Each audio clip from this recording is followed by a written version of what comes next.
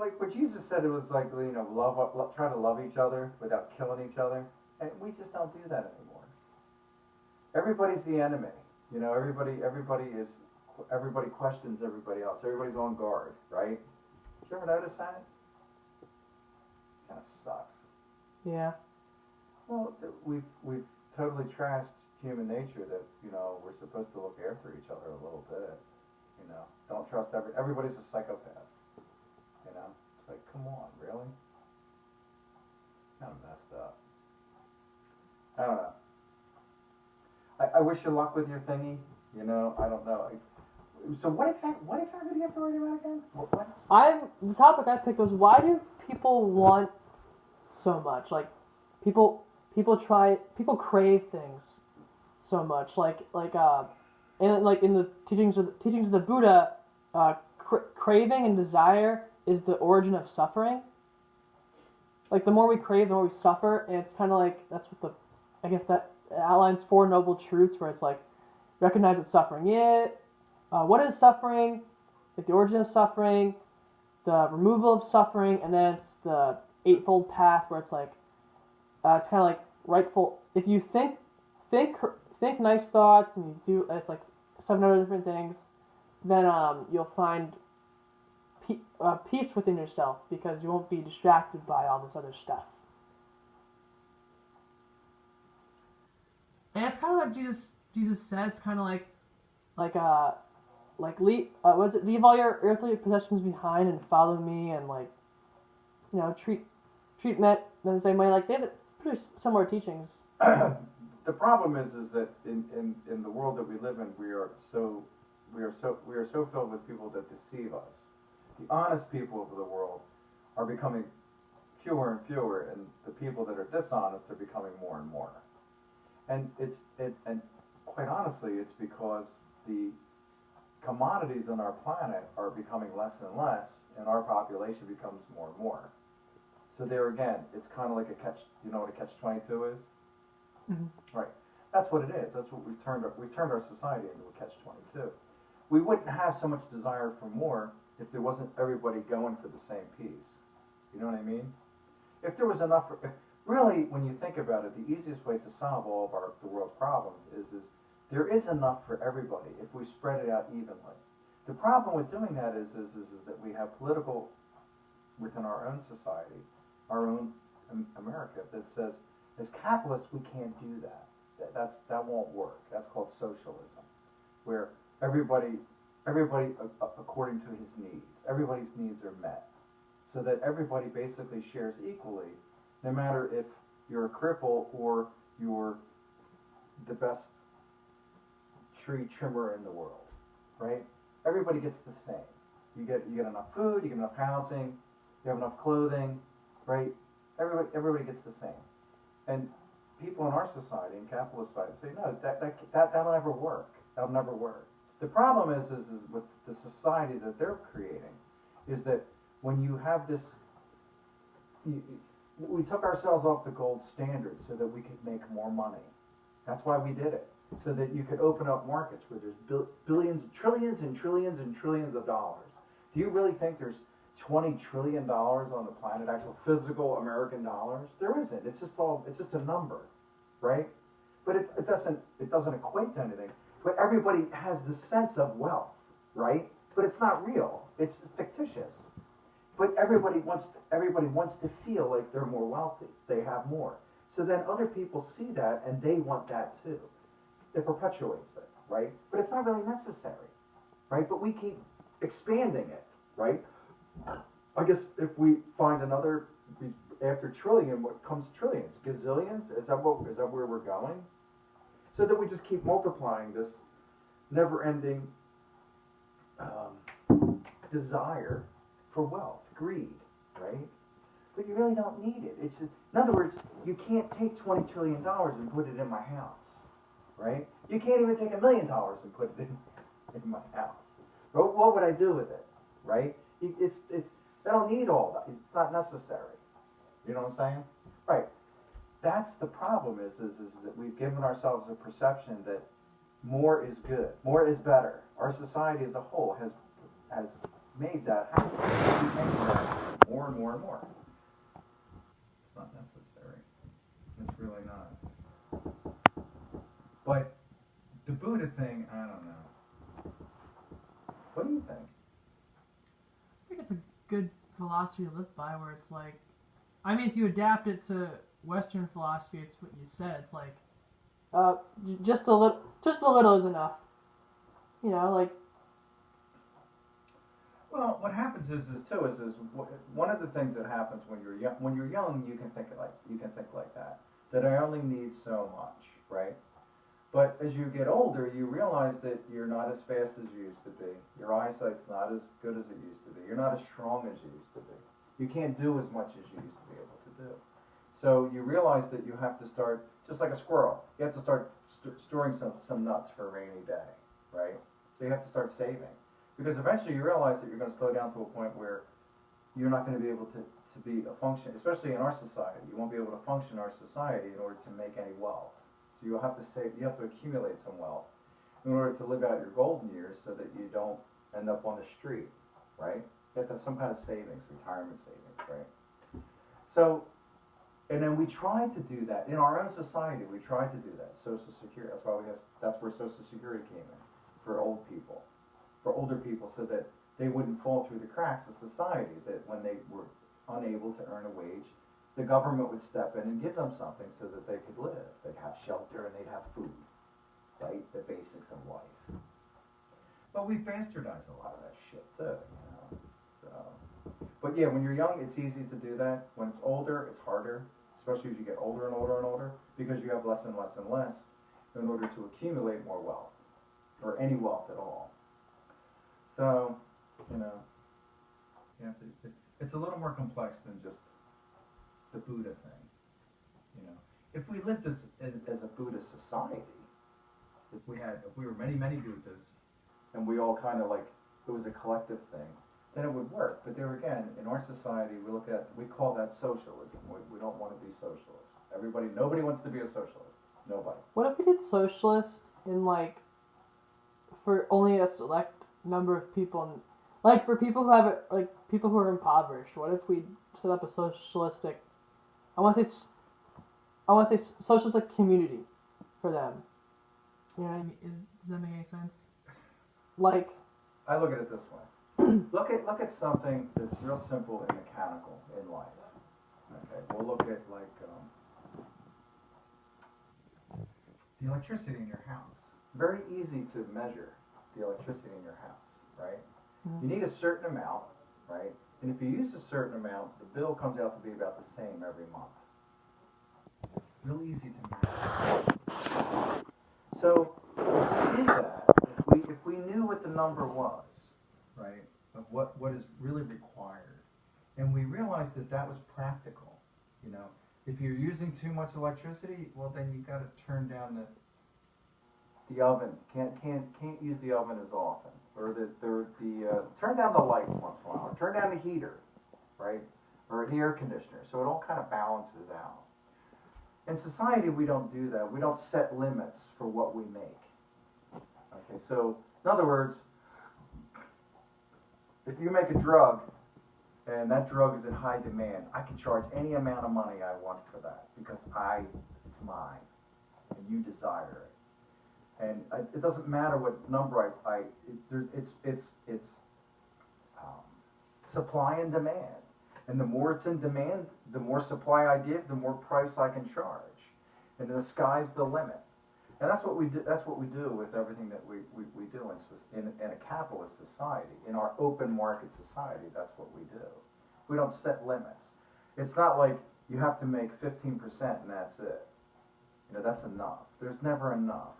We don't set limits on that. But we do set limits, and we can limit it. We can limit many different things. We've proven it to ourselves using electricity in your house as an example. We can do it. You can make limits on how much you use. You can regulate it, and you can balance it any way you want. It's just that what happens is people get greedy and they want to change those limits. We did that back in 1974 when they took us off the gold standard. We said we don't want that limit. We don't want our dollars to be backed by gold anymore. We just want the sky's the limit, and that's what we've done. We've done that. That's the problem. That's the problem, where when as a society, we've decided that there are no limits. There's no limits to our population growth either. There's no limits to our pollution. There's no limits to what we'll do for anything in the pursuit of wealth, greed, right? We'll do anything that we want. It could be our undoing. It could be society's undoing itself. But we have to, but the other thing too is what we do less and less and less is we don't engage in conversation like this, where we agree that there is an excess. We are excessive of what we do in different things, and we don't have to be. And that we should, as a society, come together and agree that we should have limits on different things. And a lot of people in society agree, most of the ones that are in power agree that they don't want limits. Because if they're limited, then you limit their power. Remember that. That's why they don't want it. That's I got into this one discussion with someone over God, and it was by the Christian standard, where it's like God is all powerful and all good, and I said that can't be. They're like, what do you mean? I go, well, I admit that God is all powerful, like in my interpretation of him, but he can't be all good. Like, what do you mean? They go, you ever read the Bible? Like, he has some pretty kind of like mean things in the Old Testament, and then like, so he's not all good, but I admit he's all powerful, and like, there's a bit of, I don't want to say it. There's a certain aspect when you get confirmed called fear of the Lord. I thought call it an aspect, but it's like a reverent, like you fear your parents in the same sense, where it's like respect him, you know, because like he's all powerful, like, you know, but he's not all good. Well, there again, we as human beings are fallible. Mm-hmm. We set a standard that God is not. Okay, maybe we set that standard a little too high. Okay, but what we do know is that when we had God on earth, okay, even he had doubts. Even he had trials and tribulations. Did he not? Yeah, he had fear. Okay, so there again, in the human aspect of it is even God could feel for humans, because like us, he was human being in human form, right? Okay, so take that. Forget the Old Testament. Forget that part. But when we look at what Christ tried to do for us, even if, let's just say for the sake of argument, even if he wasn't God himself, but he was just somebody who took the tenets of some of the purer things in life that we there again we don't adhere to for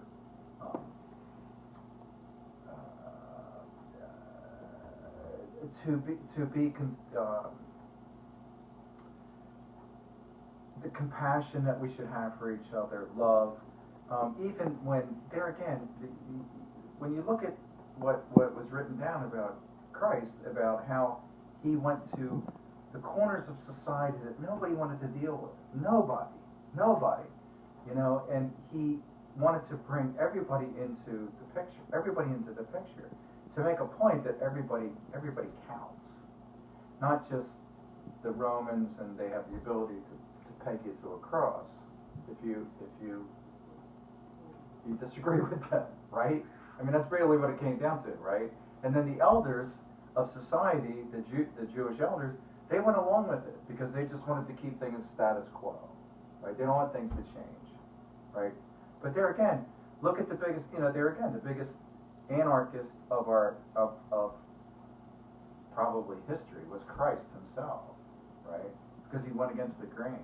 That's what we need in our society today. We need somebody to go against the grain, but not somebody who's part of the system. We need somebody who is like us, like normal Joes, right?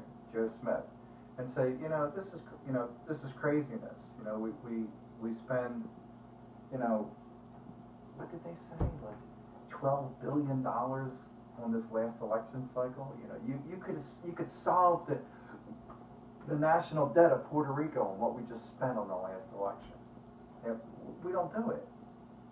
people are suffering, and we would rather have our systems intact, where the power struggle still exists in our own little bubbles, but we don't look outside to say, wow, what we should really do is shut this down, and we should help these people. You know, we don't do that. We don't do it. Do you think, would you count Emily, my sister, as an average Joe? Or Josette? I don't know. I feel she has a future in politics, man. I can feel it. One of the things that would be ideal in the way our world works now is that you need somebody. You need, like, probably what's going to happen in our society eventually will be a huge revolution where you will have inner turmoil within our own country, because we have such a huge divide in people that agree with someone who doesn't make any sense. Let's just say it that way. We'll be kind about it. That the leader of the free world doesn't really understand how the world works. He wants the world to work in his way, in a totalitarian type of society. He aspires to people that have that power. He aspires to people like the leader of China, a communist regime that's a communist country. That's how communism works. You have a leader. Look at the dictator in Russia. He's been in power for years. They call that elections. It's not elections. He wins every time. You can't lose, right? You look at the leader of North Korea, who he aspires to be friends with. It's the same thing. He's God for life. He can do whatever he wants. This guy aspires to be. He gravitates to these people. It's backwards. Your sister kind of understands that, so she realizes that the only way to stop that is to combat it, but you need to combat it in a larger group. Not just one person can stop something like that. You have to turn that around. I think she's not above that. She's not average. She understands the larger picture. And she wants to be a part of, there again, not so much that she's righteous, but that there is a difference between wrong and right. And I think she stands on the side of what's right, not just for herself, but for everybody. And that includes the other side. I don't think the other side is thinking clearly about what exactly they're getting us all into. You can't shut out the rest of the world. It doesn't work that way. Nationalism doesn't work. Not in this day and age. It's not going to work. Our fragile ecosystem of this marble that we're floating on in space it's not going to be able to sustain life indefinitely if we don't do something about it. Your sister understands that part. The nationalists, and they live in their own little bubbles. They live in their greedy little bubbles, and they only have one thing on mind. You know, they're on track for something. That's it. They don't look at the larger picture. And for world leaders to not do that, it's suicide. It really is. It's not even Armageddon. You wouldn't even call it that. It's just it's the real ignorance of ignoring the evidence of what's happening in our world. We're killing each other. You know, we populate too much. We don't spread the wealth that's around us in any way, shape, or form that actually makes any difference for everybody. There's plenty to go around. Plenty. We just have to, you just have to segment it out. And a lot of it, I don't know. Maybe I'm